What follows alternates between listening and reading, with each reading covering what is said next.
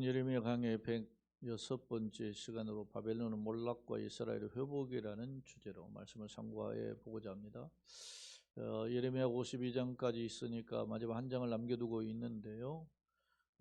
이제 이스라엘의 주변 국가에 대한 멸망의 선포 46장부터 계속되는 51장까지 계속되는 말씀 중에 50장과 51장은 바벨론의 멸망에 대한 경고의 표현인데 그 예언의 말씀 중에 마지막 부분에 해당하는 부분이 오늘 본문의 말씀입니다. 자, 먼저 영상으로 송출되는 서론 부분을 한번 같이 읽어보겠습니다. 본문은 바벨론 심판에 대한 마지막 경고로 바벨론의 몰락과 함께 이스라엘의 회복을 말씀하고 있다. 오늘 두 가지 주제입니다. 오늘은 단락단락이 몇 단락으로 나눠져 있지만 내용을 들여다보면 이 메시지가 특히 바벨론 땅에 포로로 가 있는 이스라엘 백성들에게 주어진 메시지임을 알 수 있어요.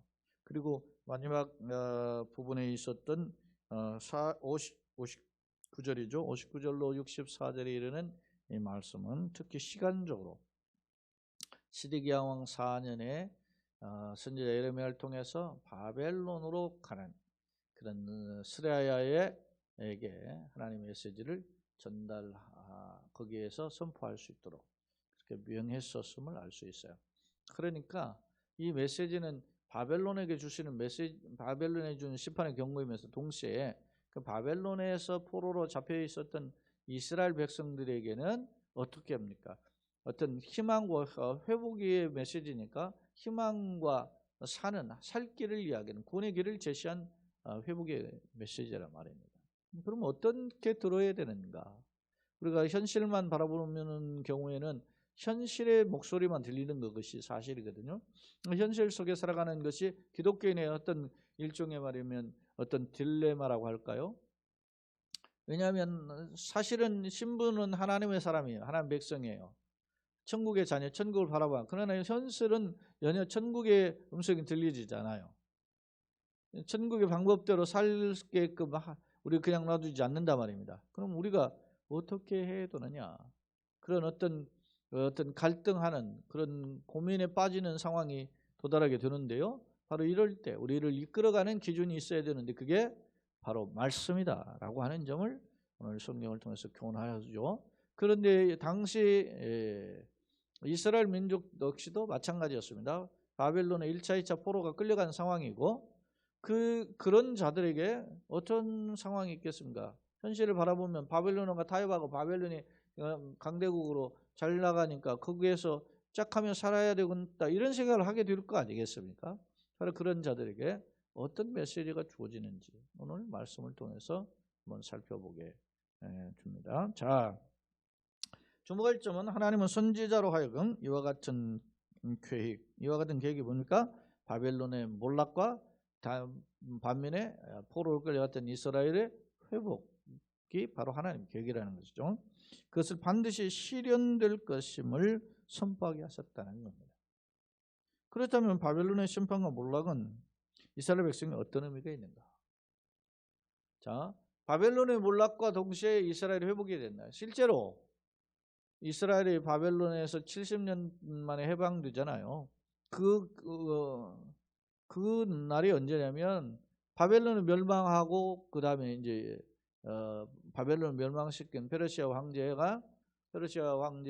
고레스의 원년에 이스라엘이 돌아가서 너네들 섬기는 하나님을 섬기고 성전을 쳐라 이렇게 허락해 준 거예요. 역사 속에서도 보면 그렇게 나타나거든요. 자, 그러면 바벨론의 심판과 몰락 이것은 이스라엘 백성에 어떤 의미가 있는가? 그런 부분과 또한 모든 일을 행하시는 주체는 누군가?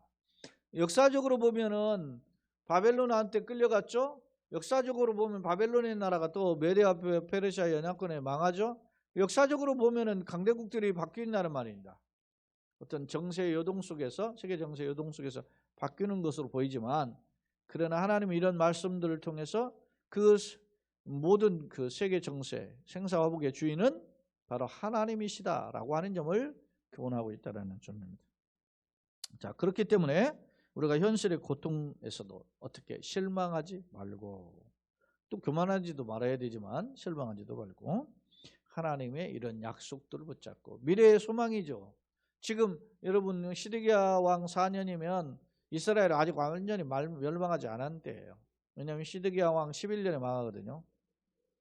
그리고 그렇지만은 이미 바벨론의 1차 포로, 2차 포로 끌려간 상황이에요. 그래서 1차 포로에서 끌려갔을 때부터 70년 만에 회복이 되니까 이스라엘 상황 결코 간단치 않고 위기 시대였어요. 특히 포로의 입장에서는 아직 망하지 않은 백성들은 물론이거니와 포로에서 잡혀가는 희망이 없죠. 그런 사람들에게 어떤 희망을 품어야 되는가 하는 점을 말씀을 통해서 살펴보자 하는 것입니다. 자, 성경으로 돌아와서 이제 성경 내용을 한번 정리해 보겠습니다. 먼저 이제 45절로 49절 말씀이 한 단락인데요. 자, 45절. 나의 백성아, 너희는 그 중에서 나와. 그 중에서라고 할 때는 앞서 이제 41절로 44절에 보면 슬프다. 세삭이 함락돼. 세삭은 바벨론에 대한 빈정거리는 일종의 표현이란 말입니다. 바벨론이 망했다 그런 말이죠. 그러면서 뭐라고 이야기하냐면 내가 벨을 바벨론에서 보라고. 벨은 바벨론에 섬기는 신이죠. 주신이죠. 말뚝인데 이 마르독이 멸한다. 그러니까 바벨론이 멸망했단 말입니다. 그러니까 그런 때에 나의 백성은 너희는 그 중에서 바벨론이 멸망하는 중에서 그런 뜻이죠. 나와 빠져나오라는 말입니다. 나와서 각기 여호와의 진노를 피하라. 자, 바벨론을 심판해가지고 멸망시키려는데 하나님이 삭설해버린 바벨론의 심판의 내용이 앞서 앞뒤로 지금 계속 나왔어요. 50장부터 계속 나오거든요. 황폐하게 된다. 승령이가 살 것이 되어버린다. 사막처럼 황폐하게 된다. 이런 데인데 우리가 거기서 계속 머물면 안 되잖아요. 자, 이스라엘 백성들이 그곳에 가서 이제 살려고 어떻게 하겠습니까? 포로로 끌려가서 살려고 거기서 타협을 하고 거기서 흉내내고 그렇게 살단 말입니다. 그래서 이게 바벨론은 세계 최강이니까 바벨론은 빌붙어서 잘 살아야 되겠다 이런 생각을 하는 것도 있어. 실제로 29장에서도 보면 거기서 파종도 하고 그러라 이렇게 이레미야 선지자는 선포도 했거든요. 그러니까 그런데 거기에서 천년만년 살 것처럼 생각해서는 안 됨을 보여주는 거예요. 자, 다시 45절 보면 각기 여호와의 진노를 피하라. 너희 마음을 나약하게 말며. 여러분 전쟁에 오고 내가 포로로 끌려간 것도 힘든 일인데 포로로 끌려간 곳에서 또 전쟁을 또 맞아봐요. 얼마나 힘들겠어요. 그럼 마음이 위축되는 거죠. 움츠려들죠. 그런데 그러지 말며 이 땅에서 들리는 소문을 말미암아요 두려워하죠. 이 땅에 들리는 소문이 뭡니까? 전쟁의 소문이고 바벨론 멸망하는 그런 어떤 끔찍한 어떤 자기가 끌려갔는데 그것 또한 망한단 말이야. 그런 것 때문에 두려워하지 말아라. 소문은 이 해에도 있겠고 저 해에도 있으리라. 그냥 한순간에 싹 없어지는 게 아니고 그런 소문이 계속되는 과정을 이야기해요. 그러면서 그 땅에 강포함이 있어 다스리는 자가 다스리는 자를 서로 치리라. 서로 이제 전쟁이 일어나는 그런 상황이 벌어지게 될 것임을 보여줘요. 47절. 그러므로 보라 날이 이르니 심판 날인데 바벨론의 멸망의 날이죠. 그날에 내가 바벨론의 우상들을 벌할 것이다. 대표적인 우상을 왜 벌합니까? 바벨론이 섬기는 최고의 신으로 섬기는 그런 겁니다.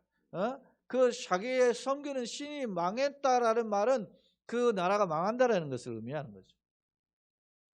그들을 멸할 것이다. 그 온 땅에 치욕을 당하였고 그 죽임당할 자가 모두 그 가운데서 엎드려질 것이다. 하나님이 주님한 심판을 받아가지고 결국 초토화될 것임을 오늘 말씀을 통해서 경고하고 있어요. 하늘과 하늘과 땅과 그 안에 있는 모든 것이 바벨론으로 말미암아 기뻐 노래하리니. 왜 하늘과 땅에 노래 기뻐하겠습니까? 자기를 넘어뜨리고 힘들게 했던 바벨론 망하니까 기뻐하고 노래 부르는 거죠. 여러분 보세요. 침략자가 억압을 했어요. 근데 침략자가 망하니까 억압당한 사람들이 어떻게 해요? 해방되니까 기뻐하게 되는 거 아니겠어요? 그런 거죠. 기뻐 노래하느니 이는 파멸시키는 자가 북쪽에서 그에게 오며. 근데 현상적으로는 누가 이렇게 바벨론을 멸망시키느냐? 북쪽에서 온다고 그랬는데 상징적인 북쪽이죠. 정확히 이야기하면 동북쪽이에요. 메데와 페르시아의 연합군이 쳐들어오는 거죠. 와서 이렇게 멸망시키는데 이거를 누가 이렇게 하느냐? 하나님이 이미 그런 일이 벌어지기 전에 누굴 통해서? 하나님께서 선지자를 통해서 이게 예고하고 있는 장면임을 오늘 말씀을 통해 살펴볼 수 있다는 점입니다. 자, 그러면서 바벨론이 이스라엘을 죽여 엎드려뜨린 같이 뭐한 것처럼 과거에 바벨론이 1차 포로, 2차 포로, 3차 포로 이적하죠. 지금 아직 3차 포로가 있기 전인데 그렇게 가지고 멸망시키는 것처럼 온 세상이 바벨론에서 죽임을 당하여 엎드리지. 바벨론은 이방의 여러 민족들을 다 멸망시켰고 심지어는 이스라엘까지 와서 멸망시켰는데 그런 것처럼 바벨론 역시 그렇게 멸망당하게 될 것이다 라고 하는 점을 이야기해요. 그러면 그런 상황 속에서 우리는 어떻게 해야 되느냐? 그 세상에 코박고 같이 짝하며 살다가 같이 휩쓸려서 망하지 말고 정신 차리라 그런 말이죠. 우리가 이 세상에 살지만 이 세상 속에서 뭐 이렇게 재미나는 일이 있고 즐거운 일이 있고 뭐 자기가 있는 것들이 있어요. 그런데 거기에 코박고 살다가 결국 이 세상에 휩쓸려 갈 때 나도 그 심판을 피할 수 없음을 말씀을 통해서 경고해주고 있단 말입니다. 그러니까 우리가 이 세상에 살 때 어떻게 살아야 돼요? 히브리서 기자는 당시에 믿음의 조상들의 이름을 거론하면서 특히 아브라함의 경우 어떻게 이 땅에서 나그네로 살았다고 그랬잖아요. 그러면 나그네로 살면 자기가 떠나온 고향이 있잖아요. 그게 뭐 하란도 있고 그 절에 이제 갈대아우르가 있는데, 근데 성경 분명히 이야기해요. 그가 본향을 찾았는데 그가 돌아갈 고향을 찾았다면은 돌아갔지만 그가 추구한 고향은 이 땅에 있는 게 아니고 하늘의 고향을 찾았다.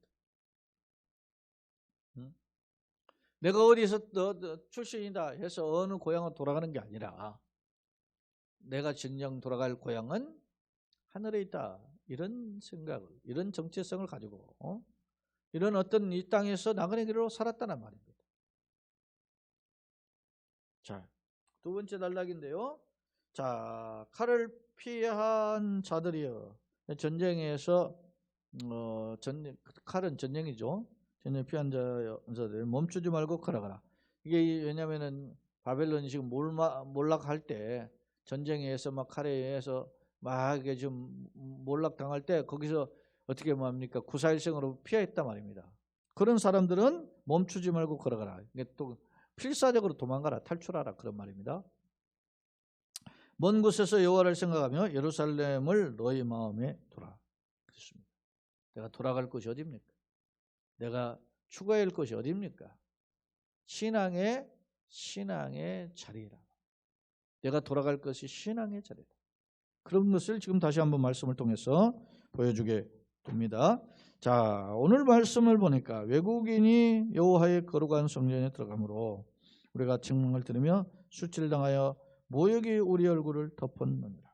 외국인이 이방인이죠. 이방인이 거룩한 성전에 들어가서 욕되게 한 거죠. 왜냐, 하나님 없는 백성들이 그 하나님의 성전에 들어가서 욕되게 한 거죠. 우리가 그 증명을 들으며 수치를 당한 모욕을 우리를 덮었다. 그렇게 표현하고 있단 말입니다. 이게 소위 말하면은 이스라엘 백성들로 말하면 어떻게 해요? 치욕이죠. 성전에 이방인들이 와서 막 짓밟은 거, 그 치욕이죠. 수치죠. 그럼 보라 날이 이르리니 내가 그 우상들을 벌할 것이라. 보상자들이 그 땅에서 한숨을 절이라. 그런데 이랬던 바벨론, 그만했던 바벨론이 한순간에 초토화돼. 날이 이른다. 하나님 심판 때죠. 심판의 날이에요. 바벨론의 멸망의 날이에요. 바벨론 심판하는 날이란 말입니다. 그때는 그들의 우상, 자기들이 섬기고 자랑하던 것들이 다 무너지고, 거기에서 전쟁에 의해서 침략자에 의해서 피폐함을 당한 그런 사람들이 한숨 좀 탄식하게 될 것이다 라고 이야기했어요. 가령 보세요. 바벨론이 하늘까지 솟아오른다 하자. 아무리 막 강력한 힘이 있다가 하더라도 가정하는 거, 하늘까지 솟아오른다는 것은 강력한 힘을 가지는 표현이에요.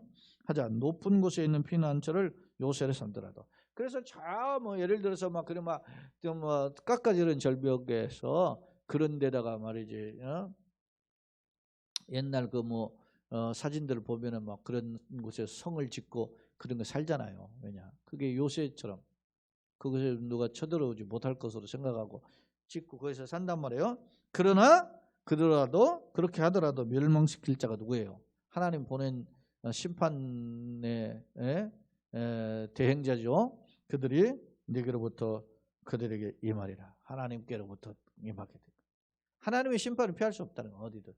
그러니까 오늘날도 여러분요, 이 땅을 말이죠, 새하늘과 새 땅이 펼쳐지기 전에 이 땅을 심판하잖아요. 이 땅이 사그라지는 불에 타는 것처럼 탁 체질이 녹아진다 그러잖아요. 그럴 때 예를 들어서 뭐 지하 1km니 뭐 수 킬로 뭐 땅을 파가지고서 거기서 뭐 요새를 건축해 한다고 하더라도 피할 수 있겠어요? 일본도 뭐 지금 무슨 뭐 화산이 지금 뭐 연기를 뿜고 있다 뭐 그러던데. 여러분요, 지하에서 그 불을 끌 것이 그거 하면 훑어버리면 그만이지. 사람들이 어리석어요. 우리가 이렇게 잘 사는 것처럼 하고 사니까 대단한 것처럼 하는데 그 어리석은 거 피할 수가 없어. 전쟁은 속 피해야도 전염병 피하기가 어렵고, 전염병 속 피해야도 기근 피하기가 어렵고, 기근 피하기 어려서도 어떻게 해요? 강력한 하나님의 진노가 천지를 썩어 버립니다. 요즘은 뭐 어떤 뭐 현대 어떤 그 군사력들 보면은 예전에 뭐 그런 꽤 오래됐죠. 중성자탄이라고 하는 그 무기가 있는데, 이 중성자탄 같은 경우는 건물 같은 경우는 놔두고 건물 안에 있는 사람만 죽인다 하죠. 예? 건물을 투과해가지고. 어마어마. 그런 것이 이제 지금 전쟁에서 사용 안 됐으니까 그렇지. 이미 미국은 그걸 다 개발해 놨다는 거죠. 뿐만 아니라 예를 들어서 지하 뭐 100m, 200m의 벙커에 들어가가지고 숨어 있더라도 그 지하에 들어가가지고 폭탄 지하에서 터지게 만드는 그런 탄이 있다는 거죠. 세상도 그런데 하물며 하나님께 피할 수 있겠습니까? 하나님 주님은 심판 앞에 초토화되는 거죠. 이것을 인간이 모르면 어리석은 거죠. 자, 다시 53절 보면 가령 바벨론 하늘까지 높아졌고 또 높은 곳에 피난처를 요새로 삼아도 멸망시킬 자, 즉 하나님께서 그들에게 임해서 그들을 다 초토화시킬 거다. 그렇게 이야기했어요. 자, 세 번째 단락입니다. 바벨론으로부터 부르짖는 소리가 들린다. 그래서 왜 바벨론 부르짖는 소리가 들릴까요? 멸망당하니까, 심판이 찾아오니까, 전쟁의 칼날이 쳐들어오니까 탄식하는 소리가 드는 거예요. 갈대아 사람의 땅에 큰 파멸의 소리다. 바벨론은 국가의 이름, 갈대아는 지역의 이름이라고 그랬죠. 큰 파멸의 소리가 들리도다. 이는 왜 그러냐? 이는 여호와께서 바벨론을 황폐하게 하사, 황폐하게 했던 초토화시키는 이런 준엄한 심판을 상징하는 표현이죠. 황폐하다, 황무지 뭐 이런 걸 다 심판을 상징하는 표현들이에요. 그 큰 소리를 끊으심으로다. 원수는 많은 물같이 그 파도가 사나우며 그 물결은 요란한 소리를 내는도다. 고 멸망시키는 자가 바벨론에 이르렀습니다. 용사들이 사로잡히고, 용사는 전쟁의 영웅들이잖아요. 그 사람들이 사로잡혀요. 그들이 활이 꺾여요. 여호와는 보복의 하나님이신 반드시 보호하셔. 심은 대로 종도 득도 홍시분도 공급하시면 판다는 것처럼 그들이 바벨론이 교만해. 왜 바벨론이 왜 망하게 되었죠? 우리가 이미 막 지금 50장, 51장 계속 살펴보는 가운데 바벨론 멸망의 원인을 크게 정리해보면 한 뭐 세 가지로 정리할 수 있어요. 첫째 뭡니까? 우상 숭배. 두 번째 교만함이죠. 예? 뭐 대동소이한 거지만 그 교만함에는 또 뭐가 있냐면 성전을 막 짓밟는 거 있잖아요. 여러분요, 하나님이 그들에게 힘을 줘서 세상을 정복하게 했지만은 가는 곳곳마다 말이지, 특히 이스라엘 성전에 와가지고 짓밟아버려. 그리고 성전이 그릇들 가져가서 술 처먹고 그러지 않습니까? 교만의 극치죠.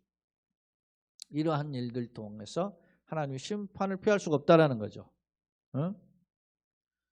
그런 자들을 하나님이 심판하시는데 오늘 심판에 대한 표현을 보복이라는 단어로 사용하고 있어요. 56절에 여호와는 보복의 하나님이시다. 반드시 포옹하시리라 그랬어요.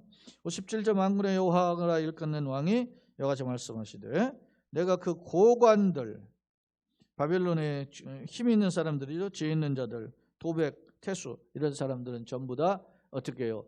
고급 관리들이죠. 이들과 용사들을 취하게 하리니. 취하는 것은 힘을 못쓰게 하는 긍정망청. 그들의 영혼이 잠들어 깨어나지 못한다. 심판을 피할 수 없음을 보여주고 있습니다. 58절 만군의 여호와께서 이와 같이 말씀하시나 바벨론의 성벽은 회파되고, 성벽이 회파된다는 경관성이 요새처럼 그 꾸며놓은 그 적군의 침입을 또 방하고자 하는 그 성벽이 무너진다는 거죠. 그들의 높은 문들도 마찬가지입니다. 적군이 쳐들어오기 위해서 막아놓은 거죠. 그 문들이 높고 또 견고해요. 뭐 예를 들어 논문이라든지 쇠문이라든지 이런 문들로 막 강력하게 이제 방어를 위해서 만들어 놓았어요. 그는 그런 문들은 불에 탈 것이며 백성들의 수군은 어떨 것이요? 그렇게 여러분 생각해보세요. 성벽을 높게 쌓고 물을 높게 받고 한다면 백성들이 얼마나 많은 돈과 인력이 들어가가지고 거기에 그걸 해놨겠어요. 그런데 그것이 헛되는 거예요. 수고가 헛돼. 왜? 하나님 심판을 피할 수 없다. 이걸 강조하는 표현이죠. 그는 민족들의 수고는 불탈 것이는 그들이 쇠잔하리라. 자, 이 세 번째, 오늘 네 단락으로 이루어졌는데 그 세 번째 단락이 바로 이런 거죠. 아무리 바벨을 몸부림치고 아무리 자기를 철통같이 보호하려고 방어하려고 해도 하나님의 심판을 피할 수가 없다라고 하는 점을 오늘 본문에서는 강력하게 교훈하고 있어요. 마지막으로 이제 네 번째 단락인데요. 59절로 64절입니다. 자, 시간적으로 이 말씀의 예언의 말씀을 선포한 때가 언제냐 보니까 유다의 시드기야 왕 제 4년이에요. 자, 유다의 시드기야 왕은 누구냐면 우리가 정말 일찍 이미 알고 계실 텐데 한번 더 정리해드리면, 유다의 시드기야 왕은 솔로몬이 죽고 나면 북왕국과 남왕국이 각각 갈라졌죠. 북왕국은 19명 왕, 남왕국은 아달랴라는 섭정왕을 포함해 20명인데 그 섭정하는 이 여인을 빼놓으면 19명 왕이에요. 그러면 시드기야 왕은 그 19번째 왕인데, 이 시드기야는 누구의 아들이냐면 우리가 최고의 성군으로 여겼던 요시야 왕의 막내 아들.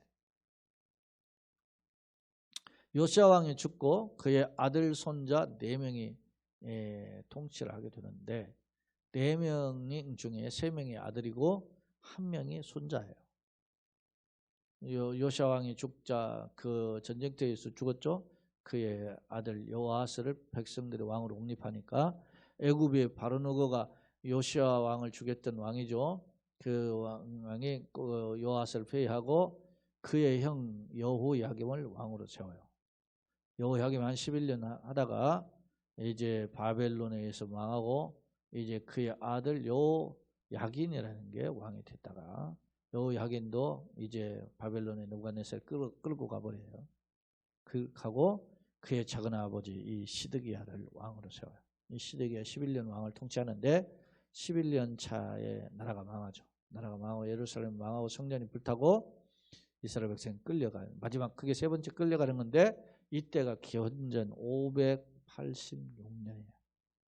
그러니까 이게 586년이고 그의 시드기야 왕 11년 차인데 오늘 4년 차니까 11년에 망하니까 4년이니까 7년 남았죠. 7년. 그러니까 기원전이니까 역산을 하면 586년에 망해서 7년을 더하면 586 더하기 7하면 593년에 이러한 메시지가 주어진 거죠. 그러면 593년에 이 메시지가 주어질 때 이미 597년에 바벨론의 두 번째 포로로 끌려갔고 이미 또 그보다 한 10년 전에 약 한 7년 전이죠. 605년에 바벨론의 느부갓네살에 의해서 처음으로 끌려갔어요. 1차 포로. 1차 포로, 2차 포로가 이미 있었고 그리고 2차 포로가 있은 지 4년이 지난 뒤란 말이에요.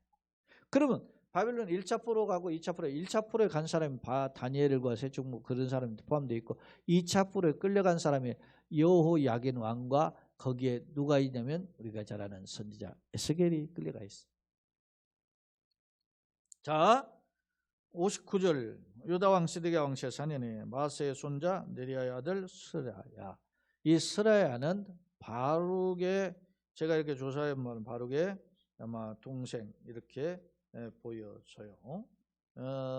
그런데 이에게 이제 그가 왕과 함께 바벨론으로 간다 그랬어요. 왜 왕과 함께 바벨론으로 갔을까? 이제 학자들의 견해를 찾아보면 바벨론은 세니까 바벨론에게 어떻게 해요? 짜웅을 해야 된다 말이에요. 좀 잘 봐주세요. 이렇게 할 때 사절단을 보낸 겁니다. 왕과 백성들 친히 가서 바벨론 왕한테 우리가 잘 섬길 테니까 좀 봐주세요. 뭐 이렇게 이야기하는 거예요. 힘이 전혀 없고 다 꼭두각시가 왔던 왕이니까 나라가 망하진 않았지만 그렇게 갈 때 선지자 하나님께 선지자 예레미야에게 어떻게 해요? 그 선지자 예레미야에게 하나님의 말씀이 임해서 너는 예레미야 하나님의 예레미야에게 너는 이 지금 왕과 그 사절단으로 가는 스레야에게 하나님의 말씀을 전해줘라. 그래요. 그때 스레야에게 병창감이었다 그래요. 자, 예레미야가 바벨론에 닥칠 모든 재난 곧 바벨론에 대한 기록한 이 모든 말씀은 한 책에 이렇게 두루마리에 대해 기록했겠죠. 그렇게 기록하고 지금 이 바벨론은 결국 멸망할 것이다라고 하는 것에 대한 메시지를 담아가지고 지금 왕과 함께 바벨론 사절단을 가는 스라야에게 준 거예요. 그러면서 말하기를 너는 바벨론에 이르거든 삼가 이 모든 말씀 읽고 자기 혼자만 읽으라는 거예요. 읽으면 지금 읽을 것 같으면 자기 여기서 읽지 뭐하라 거기 가서 읽으라고 했겠어요. 자기만 읽을 뿐만 아니라 거기에 포로로 끌려간 누가 있습니까 지금? 이스라엘 백성들이 있을 거 아닙니까? 이들에게 들려주라는 겁니다. 읽고 말하기를 여호와여 주께서 이것에 대하여 말씀하시기를 이 땅을 멸하여 이 땅은 누구예요? 바벨론 땅이죠. 멸하여 사람이나 짐승이 거기에 살지 못하게 황폐한 황무지가 되게 만드는 거죠. 초토화시킨다. 그리고 영원한 폐허가 되리라 하셨나이다. 그러니까 거기서 선포를 하는 거예요. 지금 이스라엘 백성이 누구 어디에 있습니까? 포로를 끌려갔어요. 왕과 스라야는 뭡니까? 사절단으로 지금 바벨론 왕에 잘 보이려고 하는 가운데에서도 하나님은 선지자 예레미야에게 두루마리 글을 써가지고 그걸 준 거예요. 가서 이들을 가서 선포해 주라. 여러분 거기서 바벨론 끌려왔던 백성들이 생각하기를 어떻게 해요? 하나님 계시면 뭐 우리가 이 땅으로 당했겠냐 이런 사람도 있을 거 아니겠습니까? 콧방귀 끼는 사람. 아니 여기 살아보니까 여기가 좋더라 말이야. 그냥 여기 살자 이런 사람도 있을 것이고. 사랑하는 여러분 오늘 코로나가 오니까 우리가 어떤 자세를 취합니까? 사람마다 아우성이죠. 근데 하나님과 동떨어져가는 그런 경우 없습니까? 적당한 핑계대고 야 뭐 이렇게 살다가 보면 나는 신앙생활보다 이게 더 중요하다 이런 식으로 생각하는 사람이 있을 거란 말입니다. 정신 차려야 돼요. 우리가 하나님의 말씀을 들을 수 있어요. 여러분 하나님의 말씀을 읽는 자와 듣는 자와 그 말씀 지켜 행하는 자 복이 있다 그러잖아요. 오늘 우리가 하나님의 말씀은 귀를 기울일 수 있는 거 이렇게 수요밤 예배할 수 있는 거예요. 복된 시간 아닙니까? 자, 너는 이 책을 다 그렇게 읽어주라는 거예요. 읽었다는 말은 너 혼자 읽으라는 말이고 백성에게 들려주라는 말 아니겠어요? 그렇게 다 한 뒤에 63절에 이 책을 다 읽은 뒤에 그 책에다가 돌을 묶어요. 예? 돌을 묶고 유브라데 강 속에 던져 넣어라. 왜 그랬어요? 이게 소위 말하면 63절, 64절은 소위 상징적인 행위 예언이라는 거예요. 그러니까 그 선지자의 행위가 물론 뭐 예레미야가 안 가고 스라엘이라는 사람을 통해서 대신하지만 이 행위가 무엇을 의미하느냐를 보여주는 거예요. 행위를 통한 예언이 있다면 하나님 뜻을 전달해 주는 거예요. 행위요. 뭐 예를 들어서 예전에도 뭐 너는 토기장에 가가지고 밭을 사라 그러지 않습니까? 그리고 토기병을 깨라고도 하지 않습니까? 이런 것들이 무슨 의미가 있느냐 말입니다. 하나님 상징적 예언인데 자 하나님의 예언의 말씀을 뚫뚫뚫 말아간 그 책을 돌에 매달아가지고 유브라데 강에 던져버리라 그렇게 이야기하는 거예요. 이게 무슨 뜻입니까? 자 마지막 64절 말하기를 바벨론이 나의 재난 때문에 이같이 몰락하여 이같이 어떻게 해요? 그 두루마리 똘똘 말려가지고 강속에 처박혀가지고 못 나오는 것처럼 몰락하여 다시 일어서지 못하리리. 그들이 피폐하리라 하라. 아니라 예레미야 말이 이렇게 해서 바벨론에 대한 주변에 이제 나라를 비롯해서 바벨론에 이르기까지 이방에 대한 주름한 심판의 메시지가 여기서 이제 마치게 되는 것이죠. 자 말씀 한번 정리해 볼게요. 자, 이게 과연 어떤 의미가 있는가? 자, 두 번째 화면을 또 정리해 보겠습니다. 예레미야를 통해서 오늘 본문의 말씀을 정리해 보면 포로된 자에게 예레미야를 통해서 사실은 예레미야를 통해서 스라라는 사람을 통해 가지고 전달해 준 두루마기를 줘 가지고 읽어 주게 했죠. 누구 포로된 자 이스라엘이 이미 끌려갔다. 1차 포로 2차 포로 끌려간 사람들에게 바벨론이 결국 멸망할 것이다. 그러니까 거기서 연연해서 거기서 있다가 같이 멸망당할 때 멸망당하지 말고 어떻게 해요? 도망하라. 원래 도망하라 그랬잖아요. 도망하고 결국 하나님께서는 그런 심판 중에서도 누구를 택한 백성은 살려주시겠다. 멀리 도망가면 살 것이니까 거기에 그러니까 코를 막고 눈을 막고 거기서만 살지 말아라 말입니다. 예? 어리석게. 우리는 말이지 그게 막 이렇게 하면 이게 살 길인지 생각하고 쫓아가죠. 자, 45절로 49절 하나님 포로된 이스라엘 백성에게 바벨론에 머물지 말고 떠나라 그랬어요. 왜? 이건 하나님의 이스라엘을 살려주신 기회죠. 바벨론 멸망하지만 그 진노 중에도 그 중에서도 하나님 택한 백성 건져주시겠다 그런 말씀이죠.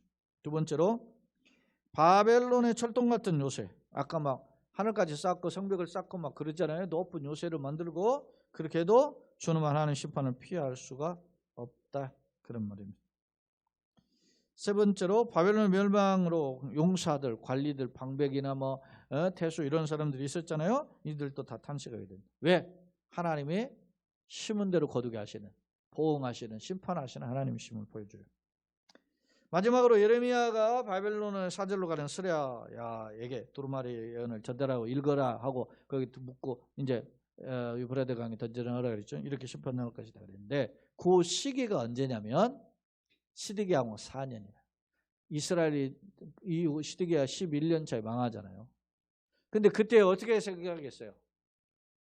당시 세계 최강의 바벨론 1차 포로 2차 포로 끌려갔었단 말이에요. 그러니까 막 사람들이 거기에 다 신경을 쓰고 있는 상황이에요.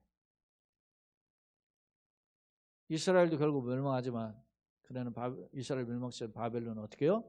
그 나라가 망하고 그 바벨론 멸망할 때 이스라엘이 포로에서 해방됩니다. 역설이잖아요.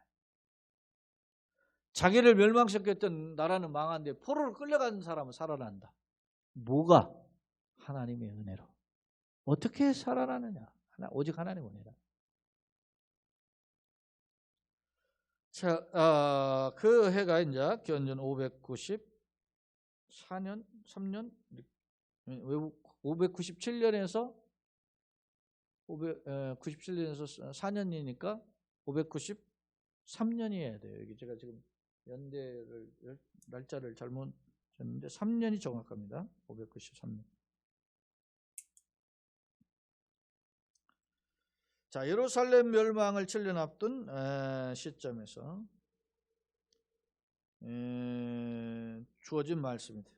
즉 이미 바벨론의 2차 포로에 끌려간 상황임에도 여전히 반바벨론 정책을 취하고 있어요. 이스라엘 백성들이 정신 못 차리고 있는 거예요. 하나님의 음성을 듣고 깨달아야 되는데 그렇지 못한 상황에서 예레미야를 통해서 이렇게 예레미야 선지자가 국가를 사랑한 눈물의 선지자잖아요. 그렇게 메시지를 전하게 되었던 것입니다. 세 번째요. 바벨론 몰락과 이스라엘 회복을 통한 교훈. 바벨론 몰락의 원인이 뭐냐? 그러니까 우상숭배에 빠져 그만했고 하나님을 무시하고 또 하나님 성전을 짓밟은 이런 그런 모습들이 있었죠. 자, 그 다음에 바벨론 심판, 북방 세력을 통해서 바벨론의 죄악을 엄히 징계하실 것임을 말씀하신다. 북방 세력은 정확하게 하면 북동쪽에 있는 메대와 바사의 연합국이죠. 그런 통해서 멸망을 이야기하고 있습니다. 심판의 목적이 뭐냐? 공의의 실현, 살아계신 하나님이 계시다라는 걸 보여주죠. 공의의 실현 동시에 죄되는 심판이고 동시에 이스라엘 백성에는 불쌍히 여기시는 언약의 큰 신실하신 하나님의 은혜를 보여줘요. 유다가 뭐 잘나가지고 하는 게 아니고 하나님이 그들을 불쌍히 여기시는 은혜의 표현이다. 심판의 주체는 누굽니까? 외형적으로는 메대 페르시아를 통해 가지고 바벨을 멸망시키지만 그러나 심판의 주체는 누구다? 하나님이시다라는 걸 보여줘요. 그러면 우리가 이런 때 어떤 태도로 이런 하나님 메시지를 들어야 되느냐?